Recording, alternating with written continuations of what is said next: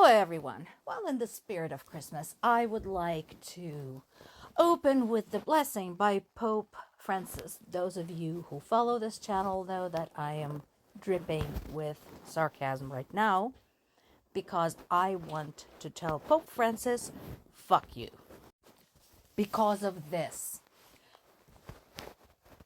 So, looking at the comments to these videos, I know a lot of you accuse me of being a propaganda channel. I don't care. A lot of you accuse me of not knowing what actually goes on in Ukraine. I was born and grew up in Ukraine. My parents live in Ukraine. One of our family members was killed in this war a year and a half ago in the Donetsk region. Another one right now is a POW in Russian custody. He was taken with 4 of his fellow combatants 3 weeks ago. That good enough? Do I know enough about what goes on in Ukraine? My parents live in Zaporizhia, which has been bombed incessantly on a daily basis since about August. So I don't care at this point if you believe me or not. I will continue posting these videos. You can continue spewing your nonsense. I will continue reporting your crap as dangerous misinformation because that's what it is. And I will continue focusing on this. Apparently, it was too much to ask for Russian military to let Ukrainians at least celebrate one holiday in peace. They had to go out and deliver a massive strike against Ukrainian energy infrastructure. Not only that, they're proud of it. They're boasting about this. What kind of a complete fucktarded asshole do you have to be to first hit a bunch of civilians on Christmas and then brag about it? All in all, we're talking about 184 missiles and drones that were sent out. Many of them were shot. After almost 3 years of this nonsense, Ukrainians are getting pretty damn good at targeting, jamming, basically bringing these down before they cause any serious damage. Russia says their goal has been achieved. I don't know what the fuck their goal is other than pure and adulterated sadism directed at Ukrainian civilians. UK's Keir Starmer condemned the attack, as should anybody else. And once again, to all of you who insist that Ukraine is just a NATO pawn, a US pawn, whatever, Biden's pawn, Obama's pawn, somebody's pawn. If that was the case, would Ukraine's so-called masters allow this to happen for almost 3 years?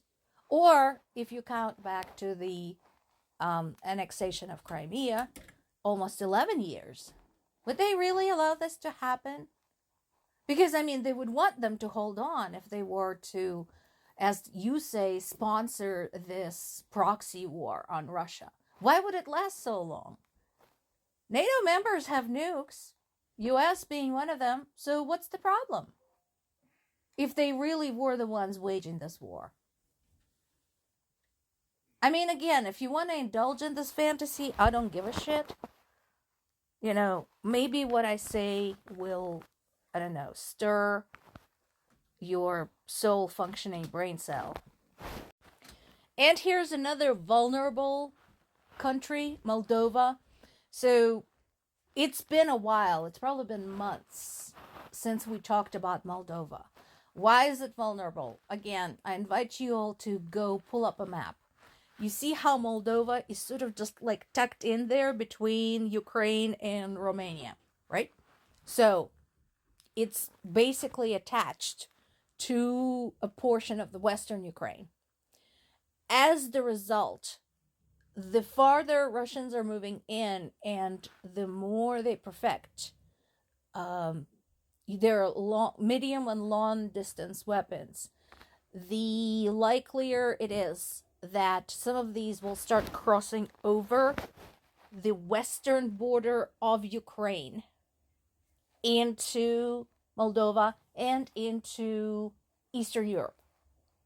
So, Moldova is a tiny country. It has nothing. It's one of the most broke countries in the world. It has been exploited for sex trafficking. It's terrible. And it, unfortunately, also has some Russian military bases in there.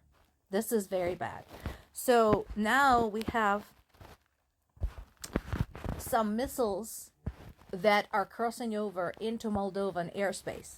So as I said before, again, considering the sheer quantity of the projectiles Russia is sending against Ukraine, it's only a matter of time before something somewhere does cross over and hit something serious. We've already had reports of bits and pieces falling in Poland. We already had reports of stuff falling in Romania. So it's happening. And, my concern is that, again, it's gonna, some big flying hunk of something is gonna hit a residential building or, an electric power plant, something, or kill some civilians, which is something that Ukrainians have been exposed to since forever now. So this is the summary of what actually has been broken down by type. We had 78 air, ground, and sea launched missiles and 106 Shahed drones and other types of drones. So far, 59 missiles and 54 drones were intercepted. 52 were jammed. We talked about drone jamming in the past, so that is turning out to be very, very useful.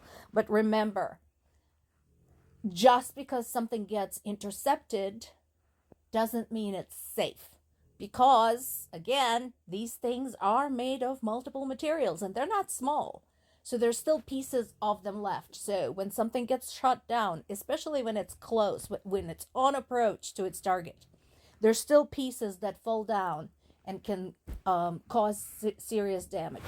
Russians are finding that out for themselves. Remember, we talked about Ukrainian drone attack on the gunpowder factory in Kazan, during which Russia's own air defenses had deflected the drone right smack dab into the middle of a residential building.